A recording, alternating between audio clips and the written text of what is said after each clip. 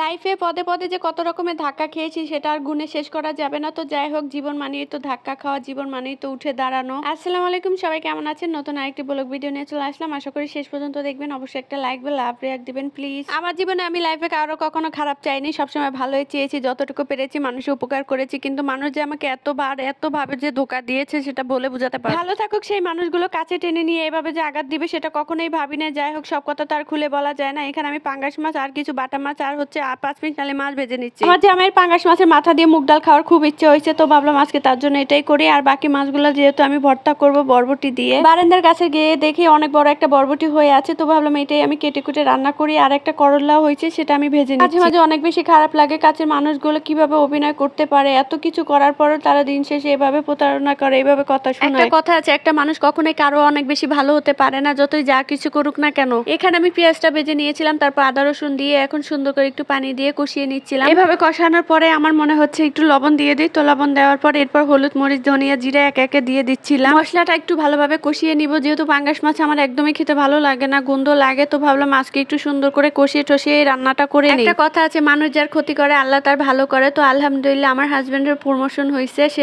উপরে লেভেলে গেছে, এটা আমাদের কাছে অনেক বেশি পাওয়া। সবাই আমার হাজবেন্ডের জন্য দোয়া করে দিবেন, সে অনেক বেশি পরিশ্রম করে তার কাজের ক্ষেত্রে। তো মশলা কষানোর পর আমি পাঙ্গাস মাছের মাথাটা দিয়ে দিলাম, এখন একটু ভেঙে চড়ে দিচ্ছি, এরপর একটু কষিয়ে নিব, তারপর হচ্ছে ডালগুলো দিয়ে দিলাম। আমি অনেক বেশি পছন্দ করি রুই মাছের মাথা দিয়ে মুগ ডালের মুড়িগন্ড, আর হচ্ছে মাংস দিয়ে রান্নাটাও অনেক ভালো লাগে। জানি না কেন এত পছন্দ, আমার মুগ ডাল বলতেই ভালো লাগে। একবার আমার শাশুড়ি মেয়ে আমাদের কাছে এসেছিল, তখন আমি তাকে রান্না করে খাওয়াইছিলাম, সে এখনো ভুলতে পারে না। যতবার তার বাসায় যাই সে আমাকে বলে রান্নাটা করে। এখন আমি ঢাকনা দিয়ে ঢেকে কিছুক্ষণ রান্না করবো, এরপর ঢাকনা থেকে তুলে আমি নেড়ে চেড়ে পরিমাণ করে পানি দিয়ে দিব। সবসময় প্রেসার কুকারে রান্নাটা করি, কিন্তু আজকে এভাবে করতেছিলাম, তো আলহামদুলিল্লাহ ভালোই লেগেছে। এই তো এখন পানি দিয়ে দিয়েছি, তো ভাবলাম আরেকটু পানি দেওয়া লাগবে, তো আরেকটু পানি দিয়ে সুন্দর করে রেখে দিব ঢেকে। পানিটা পরিমাণ করে দিয়ে দিলাম, এরপর পাটায় আমি মাছের ভর্তাটা করে নিব। তো মাছের ভর্তাটা যে এত টেস্টি ছিল কি বলবো। এই তো আমার পাটায় মাছের ভর্তাটা হয়ে গেছে, আমি তুলে নিচ্ছিলাম। মাছের ভর্তাটাও অনেক বেশি মজাদার ছিল। এইদিকে আমার ভাইয়াও চলে আসছে ভাত নেওয়ার জন্য, তাকে আমি 10টা মিনিট ওয়েট করতে বলেছি, কেননা আমার এখনো মুগ ডালের তরকারিটা হয়নি। ঢাকনা থেকে তুলে এখন আমি ভাবছি একটু নেড়ে চেড়ে দিব,